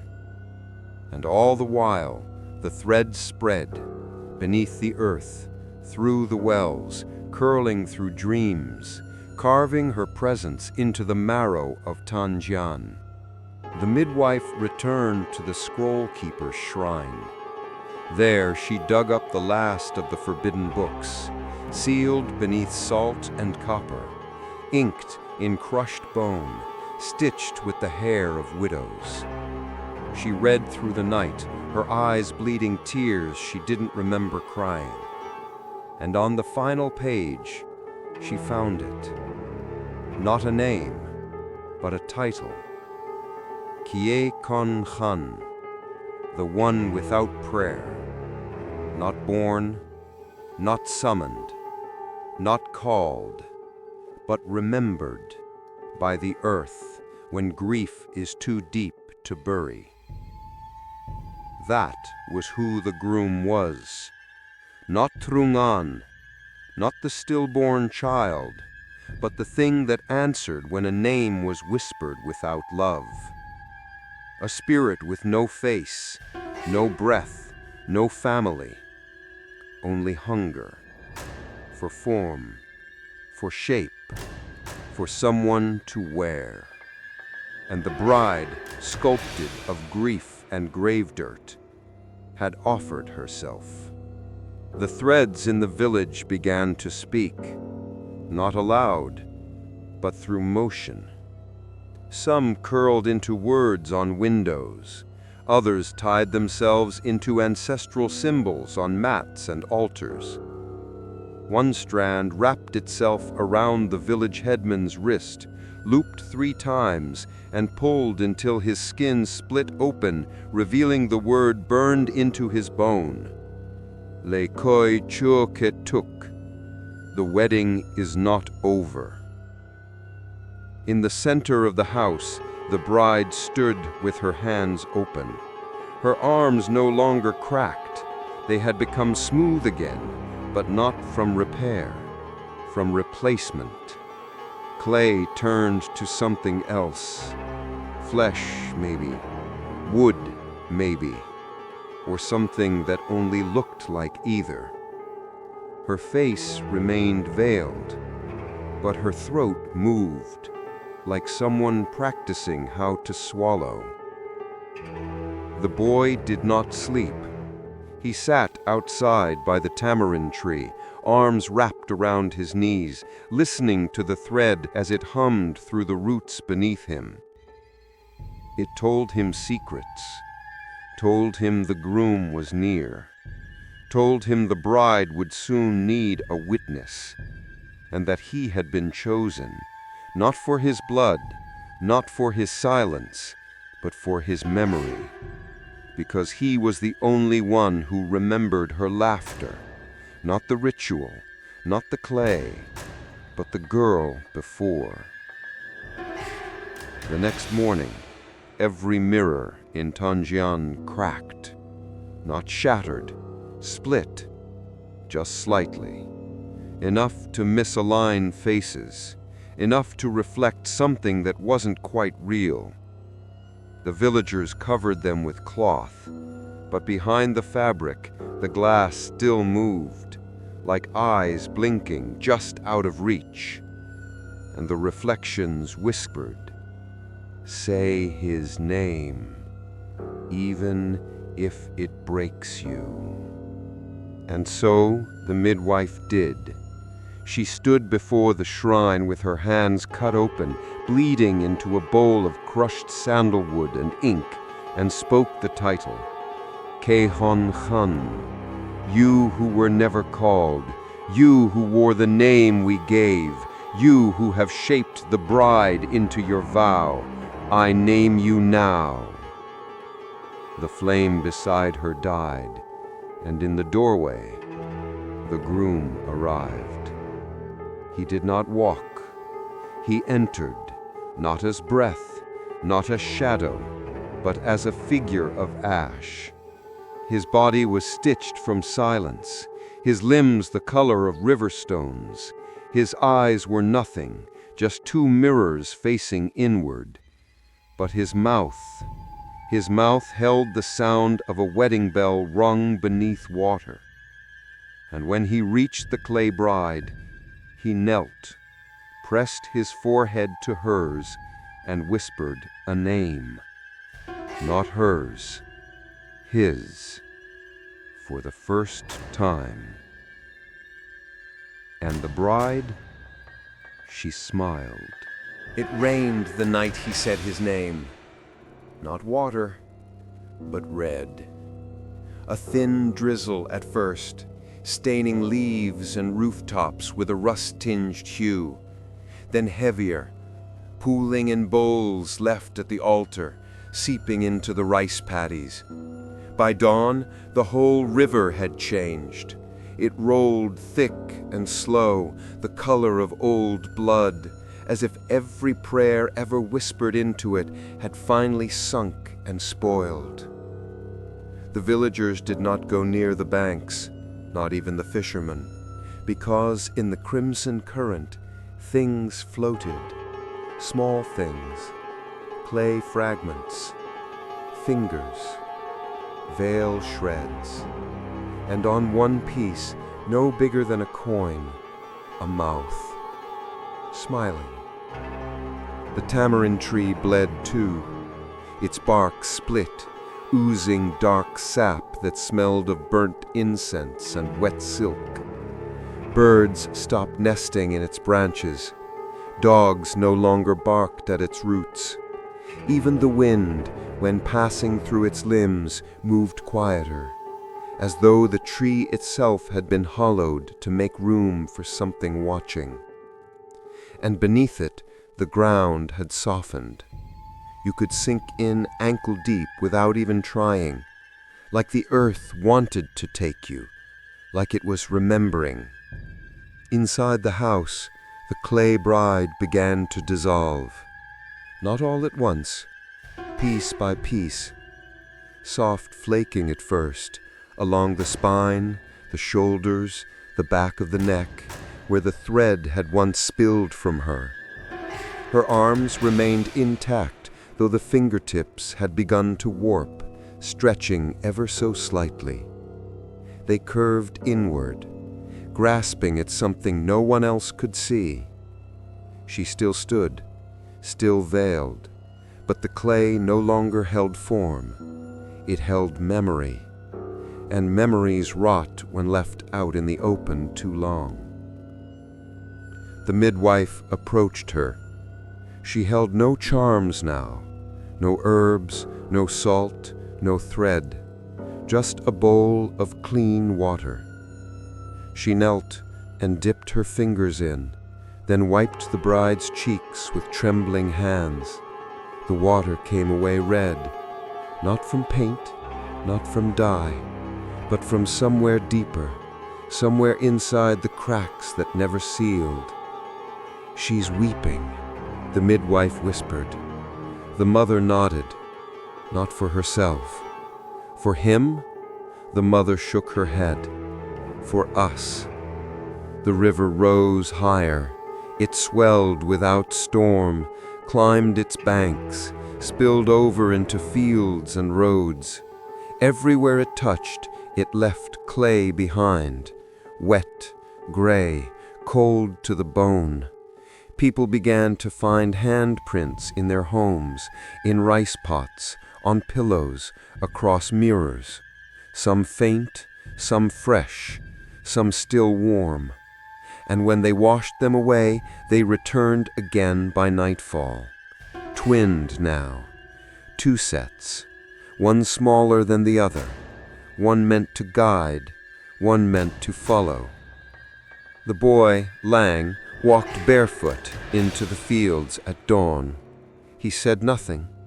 He carried nothing. He simply moved where the water led. The villagers saw him standing in waist-deep red flood, eyes open, face calm. Around him floated clay petals, flat, perfect circles, each bearing a single carved symbol.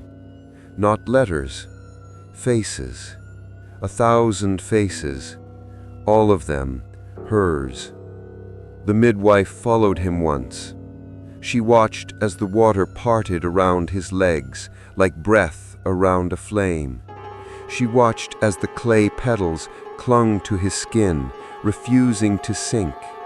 And she heard it, from beneath the surface, a cry, not sharp, not pained, a low moan, wound deep, grief thick, like someone mourning a child they'd never met and never could forget. When she returned to the village, she found the temple doors open.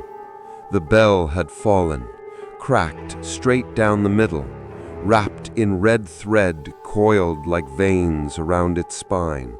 No one rang it, no one dared move it, because beneath it, pressed into the dust, was a single clay face, mouth open, as if screaming, but no sound came, only the sound of the river outside, still rising, still red.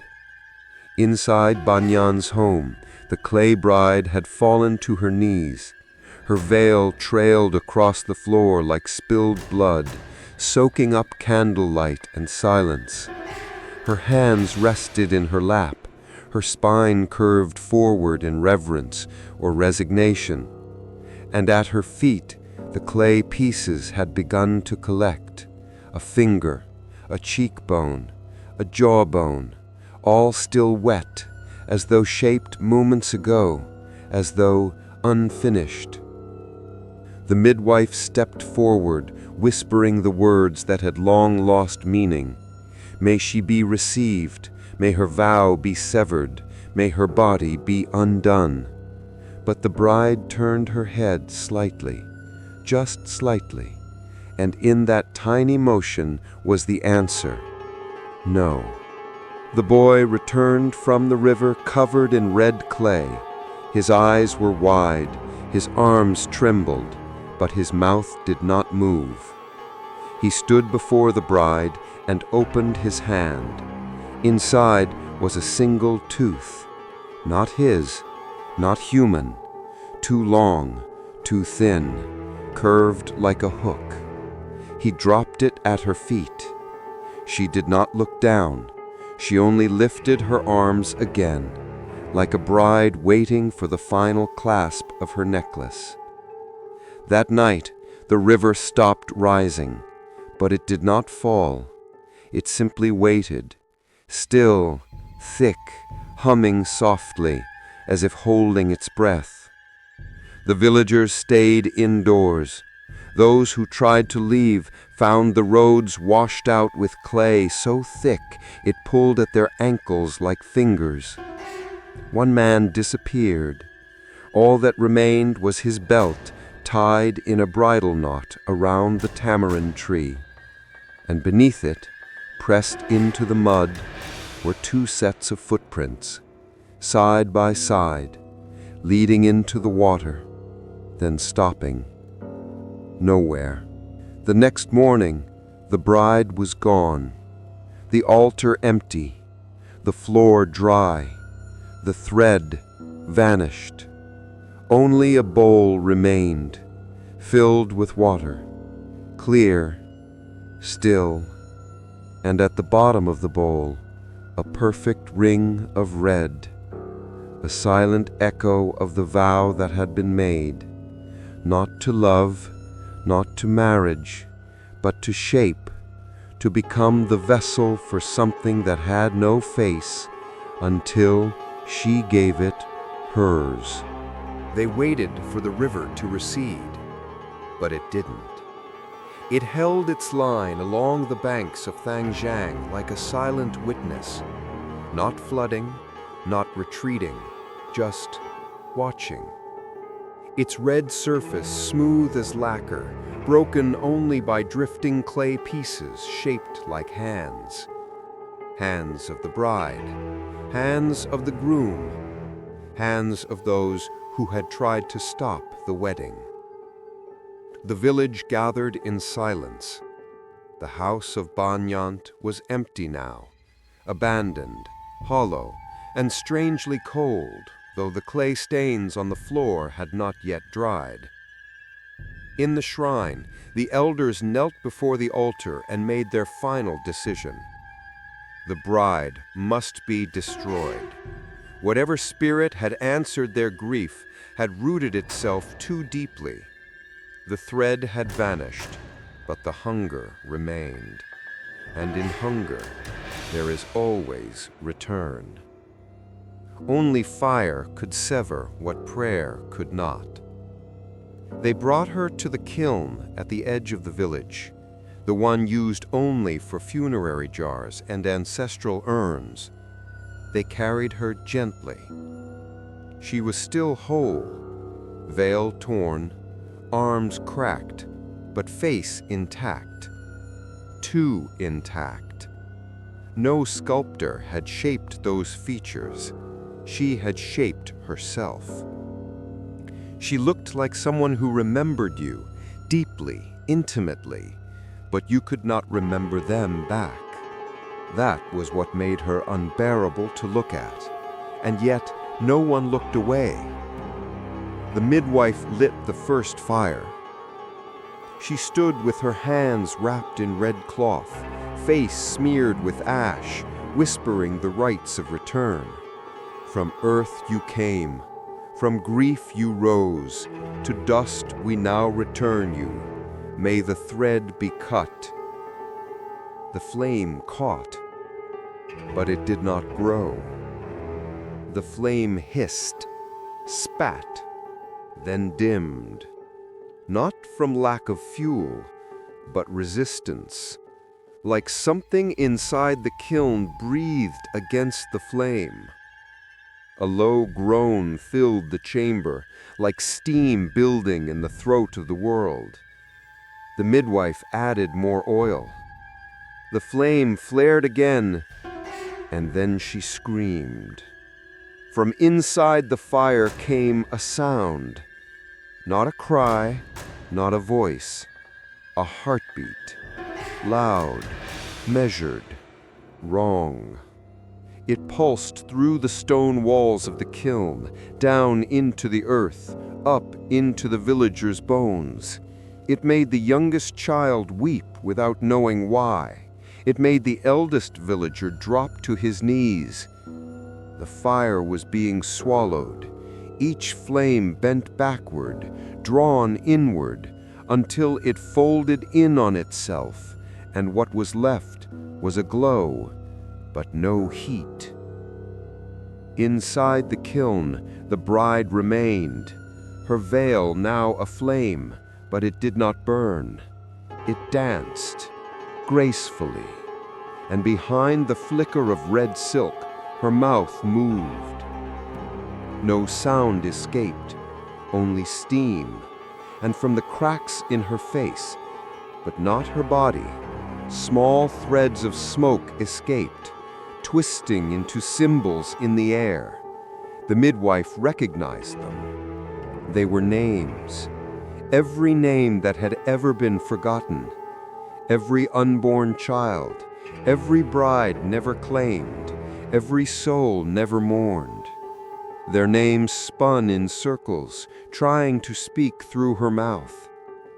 One of the elders collapsed. He clutched his chest and wept. "I see her," he gasped. "She's walking down the river path. Her hands are full of names." Another cried out, "She's not alone." And they all saw it then, not with their eyes, but in the space between breaths, a vision. A bride, ablaze but untouched, and beside her the groom, now fully formed, a figure built from silence, shadow, and every heartbeat that had gone unanswered. He held no face, only a veil of ash, and when he turned to the villagers, they all remembered something they had never lived. The kiln cracked, stones split. The top burst open with a plume of red smoke. The flames surged outward, igniting the dry grass around the shrine. People scattered, but the midwife stood her ground. She stepped into the smoke, into the heatless fire, into the breath of something old and holy and broken. She saw the bride rising from the kiln, not climbing, floating. Her veil burned away mid-air, revealing not a face, but an opening, a hollow. Inside it, a black butterfly, wings wide, still, alive. The butterfly lifted.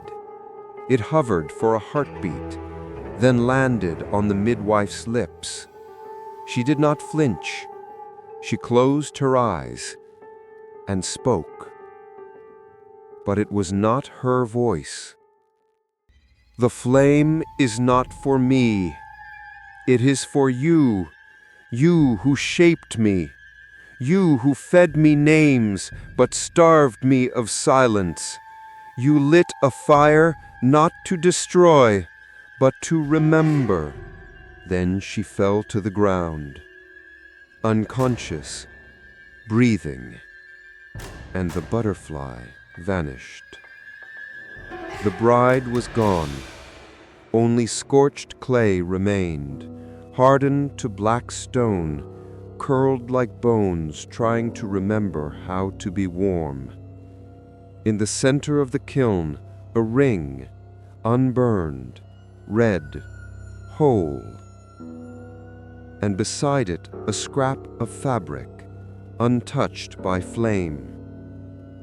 A wedding sash, knotted 3 times, and on its edge, the groom's real name, burned into silk, not written, but grown. The villagers buried the ashes beneath the tamarind tree. They did not speak a prayer. They did not mark the grave. Only one boy remained at the site long after the others had gone. Lang. He knelt by the roots, pressed his hand to the warm earth, and whispered, "I remember you." The tree did not move. The river did not rise. But somewhere deep below, In that darkness that exists between grief and memory, a thread pulled gently, once, and was still. The village did not speak of her after the fire, not out of fear, but reverence. Thangjiang had always been a place of quiet rituals and deeper silences, but now there was something softer in the air, the kind of hush that follows grief when it has finally been given form. Not gone, not soothed, just held. The river returned to its color, slowly. First pink, then pale, then clear. No one saw the moment it changed, but they noticed when the fish came back, when birds began nesting again in the tamarind tree, when laughter returned to children's voices, not the loud kind, but the kind that hovers low, like a secret told under a blanket. But beneath the surface, no one forgot. The midwife walked differently now, not limping, not broken, just slower, as though each step was a ritual. She no longer touched clay, no longer tied thread, no longer answered questions when strangers came seeking ghost marriages or healing charms. Instead, she tended a garden behind her home, where red flowers grew in spirals without being planted. Some nights she still woke with her lips sealed shut. She would sit at the edge of her bed, watching the wind move through the mosquito netting, and whisper to no one. She sleeps. The boy, Lon, grew taller. He never left the village. He never married. He spent his days helping farmers by the river, his nights watching the moon rise from the temple steps. People said he had the eyes of someone who had seen a god and lived. Sometimes he visited the tamarind tree. He brought no incense, no offerings, just a hand pressed against the bark, and once a whisper, "Thank you for remembering me back." Banyan never returned to the house. It was left empty, its walls slowly reclaimed by moss and vine. But the clay prints on the floor never faded. No matter how much time passed, they stayed. One pair of small feet near the altar, one set of larger feet facing her, facing with her, as if the moment had been pressed into time itself. At the center of the altar, where once stood incense bowls and offerings, there was now only one object, a ring, red, unbroken, sleeping. At the base of the tamarind tree, the villagers built a small shrine. It had no name carved into it, no statue, just a single clay tile, etched with the shape of a bride's veil fluttering in the wind. And below it, in faded ink, "Here sleeps the one who gave shape to sorrow." They say if you stand there at twilight and close your eyes, you will hear a wedding song. Not loud, not full, just one note, repeated gently, like someone humming to herself as she walks through water. The butterfly returned, only once. It was seen resting on the shrine during the full moon, wings black with red-tipped edges like veined silk. It remained until sunrise, and when it left, the wind picked up in a spiral, soft, warm, and scented with sandalwood. The villagers took it as a sign that she was not only at rest, but at peace. They never rebuilt the kiln. What remained of it, the cracked stones, the scorched clay, was left undisturbed. Grass grew around it, roots split through the fractures. The earth, patient as always, slowly took it back. Only one thing refused to be swallowed, The ring. It had cooled, but never hardened. When touched, it still felt soft, like clay waiting to be shaped again. No one touched it, they simply let it be. The children of Tanjong grew up hearing this story, a whispered one, told only when the moon was thin and red lanterns swayed without breeze. They called her the bride of the silent thread. Some claim she visits in dreams, offering thread to the lonely, guiding hands to the forgotten, stitching names back into skin where grief had carved them out.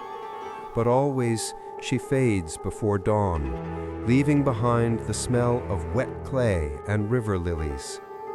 Years later, when the midwife was buried, her grave bore no title, just a red ribbon tied around a wooden stake, and beside it, pressed into the earth, a clay petal with a single word carved into it in writing no one remembered teaching: witness.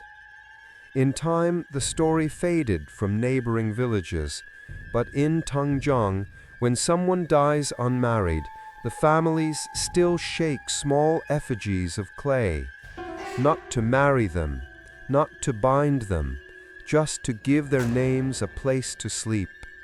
And when they place the effigy beneath the tamarind tree, they whisper, "May you walk where love never forgets." And from the branches above, a thread sometimes falls, red, warm, and still. The clay bride no longer walks, she no longer waits, she no longer carries the weight of unfinished vows, because some rituals are not meant to bind, some are meant to unravel, to soften the edge of memory, to stitch silence into something that feels like peace. And in the place where thread once spread, where drums once beat, where names once burned, now there is only this: a hush, a warmth, a veil folded gently beneath the earth, and beneath it, a heart that no longer beats, because it no longer needs to. She has become what grief could never hold: stillness.